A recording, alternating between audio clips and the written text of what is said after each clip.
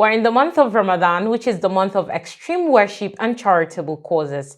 Acts of charity, which is encompassed in Zakat and Sadaqah, awakens in man the sense of brotherhood with less fortunate members of society and stirs man's moral conscience to make sacrifice for their sake. From the economic point of view, charity discourages concentration of wealth and hoarding and helps with constant flow from the rich to the poor. It is in fact a good means of providing purchasing power to the poor for ameliorating their hard lot and enabling them to stand on their own legs. Well, hello and welcome to Islamic Finance Weekly. I am Rahma Say Muhammad. We're still in the Ramadan series, and today we will be understanding the imperative of Zakat and Sadaqah, especially in this holy month of Ramadan. Joining me virtually today is Ibrahim Muhammad, the founder, Musta'ina TV. Assalamu alaikum, Ibrahim. Thank you for joining us on the show. Wa alaikum assalam wa rahmatullahi wa barakatuh. Rahma, thank you for having me on your show. Jazakumullah khairan. Thank you so much. Let's dive right into the discussion of today, understanding the imperative of Zakat and Sadaqah. So to a layman, what is Zakat and Sadaqah? Thank you again, Rahma, for having me here.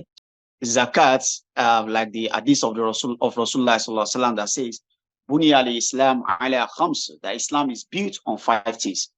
Buni al-Islam ala khams, shahadatu an la ilaha illallah, wa anna Muhammadan Rasulullah, wa iqamus salat, wa ita'uz zakat, wa sawmu Ramadan, wa al-hajj al-bayt. He said Islam is built on 5 pillars, 5 things. The first of them is to testify and to bear witness that there's no deity worthy of worship except Allah subhanahu wa ta'ala, and that I, Rasulullah, the messenger of Allah, Muhammad is the messenger of Allah.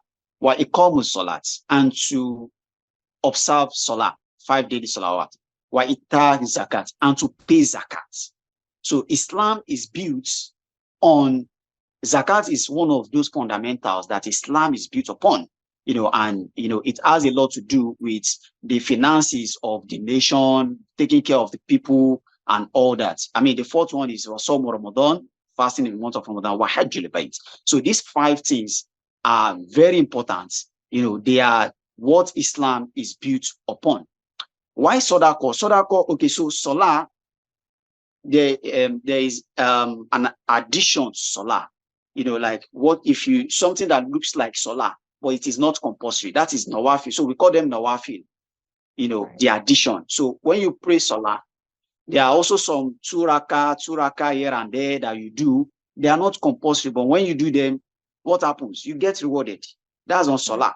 On Zakat, the Nawafil or the Nafila on Zakat is Sadaqah. Sawm, which is fasting, also has its own addition, which is fasting Monday and Thursday, 13th, 14th, and 15th of every Islamic month. Those are not compulsory. Or fasting the fast of the Prophet that fasts 1 day on, 1 day off, 1 day on, 1 day off. Those are additional to the compulsory part. So the compulsory one is Zakat, while the voluntary one is Sadaqah. Thank you so much for that brief introduction of Zakat and Sadaqah, Ibrahim. Now let's have the key differences between Zakat and Sadaqah. What are the major differences between Zakat and Sadaqah? Zakat is a part of pillars of Islam. It's one of the pillars of Islam. We all know the popular pillars of Islam: Iman billah, wa rasuli, wa aqimus salat, wa ita'uz zakat, wa sawm Ramadan, that we are doing presently, wa hajj al-bayt. So, and if you check the verses of the Quran, anywhere Allah mentions Salah, the next thing it will mention is Zakah. So Zakah is as important as Salah.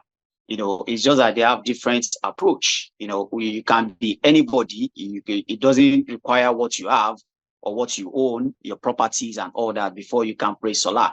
However, when it comes to Zakah, there are conditions that you have to fulfill to be able to, to qualify to pay Zakah. So Zakah is a pillar of Islam, and it is compulsory on a particular set of people. So we can leave it as that. Then going to Sadaqah, Sadaqah is giving alms to the poor, or just giving alms to anybody, maybe not only to the needy, like you are just being nice, to your neighbor or to your friends, to your family, is not compulsory, but it is very, very good, to pay that. So both of them are giving alms. However, zakat has a condition or sets of conditions. Why sadaqah has no condition? You can give sadaqah anyhow you want, the way you like, any amounts to people, to the needy, to the poor. But zakat has specific conditions to it, and it is compulsory. If you don't pay zakat and you are qualified, Allah will punish you for not paying zakat. But if you don't pay sadaqah, yes, you will lose the reward, but you will not be punished, right? So yeah, so that's like, those are the basic differences between zakat and sadaqah. So for zakat, like I said, it's compulsory, and sadaqah is not compulsory; it's voluntary. No, for zakat, you have to meet a particular standard. You have to be qualified to pay zakat. You have to have a particular amount of wealth for the duration of 1 year for you to be qualified to pay zakat. And you calculate 2.5% of all the wealth and you pay it as zakat, right? So, and this zakat is measured in gold. So right now, I think it's about 4 point something billion. If you can keep that amount for a year in your account or in your treasury, anywhere, zakat is compulsory on it. I mean, that's the minimum you have to keep for zakat. So you pay 2.5% of that amount as zakat, which is compulsory. It is Allah's money. You have to give it back. Now, for sadaqah, you don't have to be qualified. All you need to have is, like, you just want to give. You can give any amounts. You can give anybody. Of course, it's good to give the poor and the needy, but you can actually give anybody. You can smiling, like one of the hadiths of Rasulullah that says that smiling alone is sunnah, is sadaqah. When you smile, it's sadaqah. So it's giving alms. When you smile to someone and the person is happy, is lively, it's sadaqah. When if you are married, you cohabit with your wife, it's also sadaqah. Right? So, and all this sadaqah, you get rewarded for it. So zakat is compulsory, sadaqah is not compulsory. Zakat, you have to meet up with a particular amount of money for a duration of 1 year, Islamic year, before you can be eligible or be qualified to pay zakat. Then for sadaqah, you don't have to keep any amount in your treasury before you can pay sadaqah. And it gets to a point that you may be giving sadaqah, charity, just giving, and at the end of the year, you are not even qualified to pay zakat. It's fine, no problem, because you have been giving sadaqah. But if you are not qualified to pay zakat, you don't have to kill yourself about it. You don't have to bother yourself. You don't have to worry. But what is important is that you are actually giving at every particular time. And if you cannot meet up at the end of the year, it's fine. So the zakat as a set of people that you have to pay to. For example, as a man, you want to pay zakat, you cannot pay zakat to your parents. To people that are directly under you, you cannot pay zakat to them. Like, you now look and say, my zakat this year is about 500,000. I want to go and give it to my dad or my mom. No, you cannot do that as a man, because your dad, your mom, your wife, your children, they are your responsibility. So you cannot give your zakat to them. That's from husband. But a wife can actually give a zakat to her husband. I hope you get that point. Right. It's possible that a wife is wealthier than her husband. Right. It's very possible. So the first person that is qualified to get that zakat from the wife is the husband.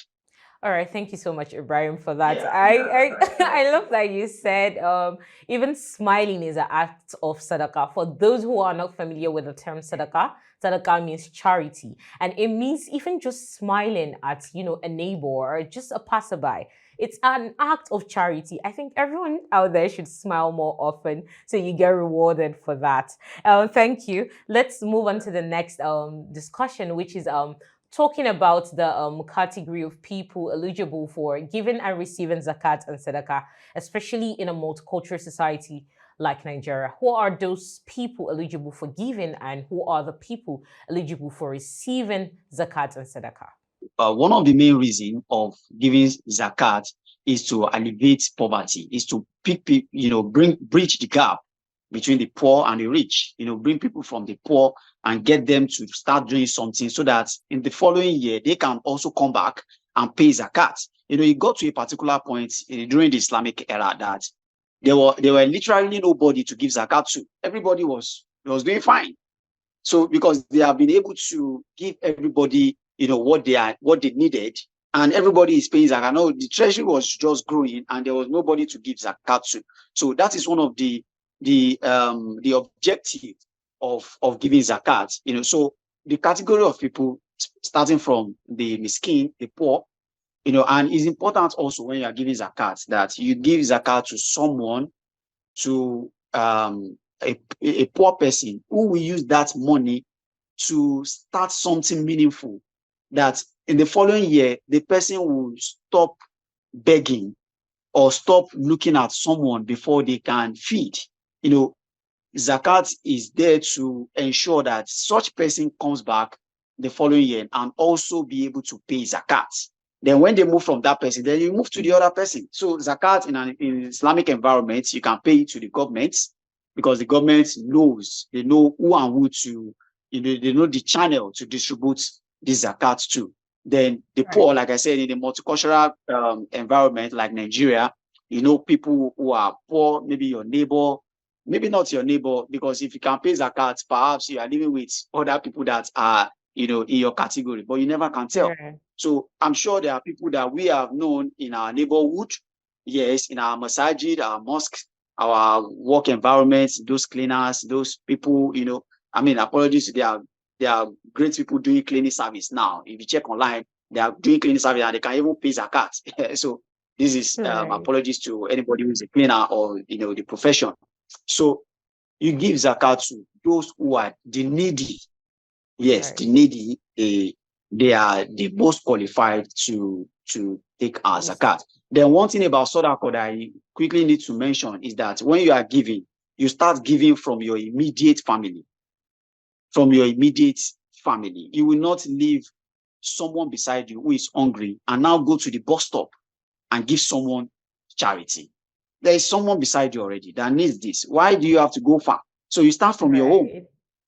You start from your immediate environment. You start from your family. Yes, I said you cannot give zakat to your parents, to your wife, to your children, but you have uncles, you have aunts, you have, extended families. You can give your zakat to those kind of people. And, it's important to even start from there before you start calling people from every other place to give them your zakat. The same thing with sadaqah.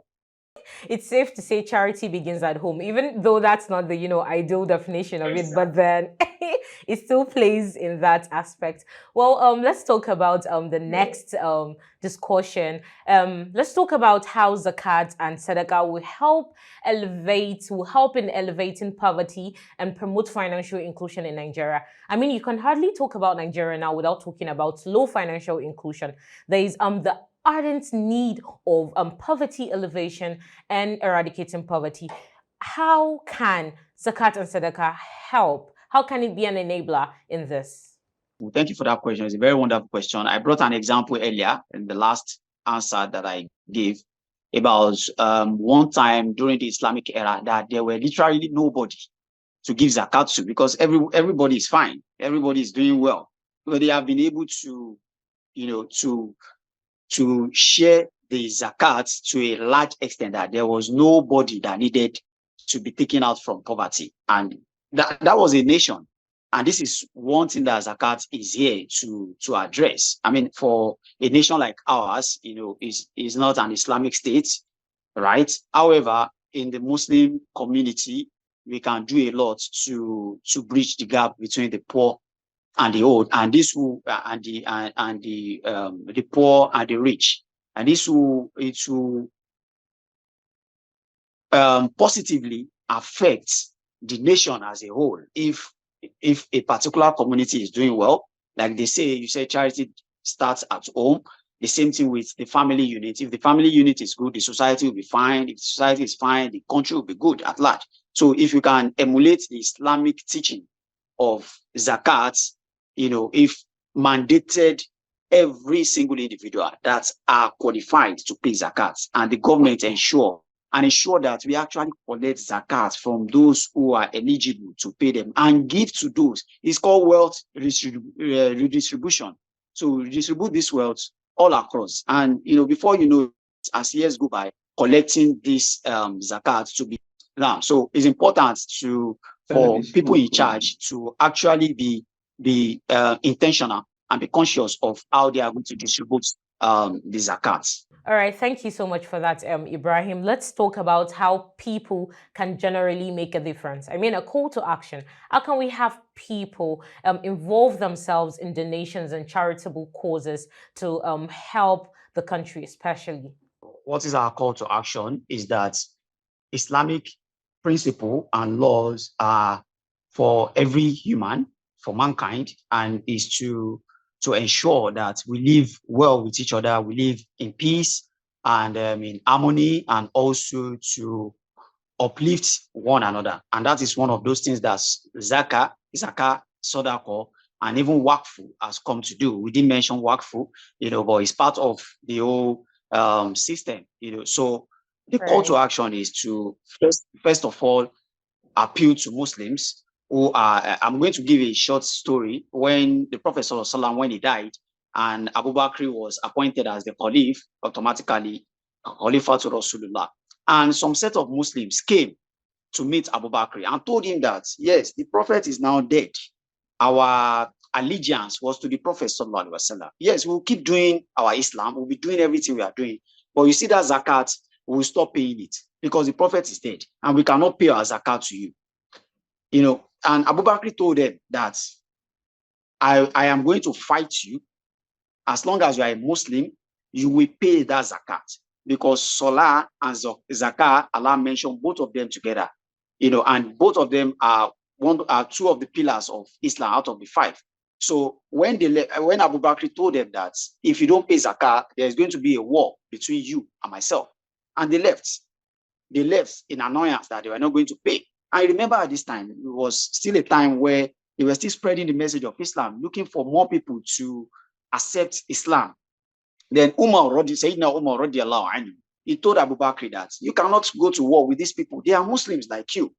If they said they don't want to pay zakat, can we just leave them, let them not pay? I mean, let's focus on other people that, let them take Shahada. Let's bring more people to Islam. These people are already Muslims. Can we just let them be?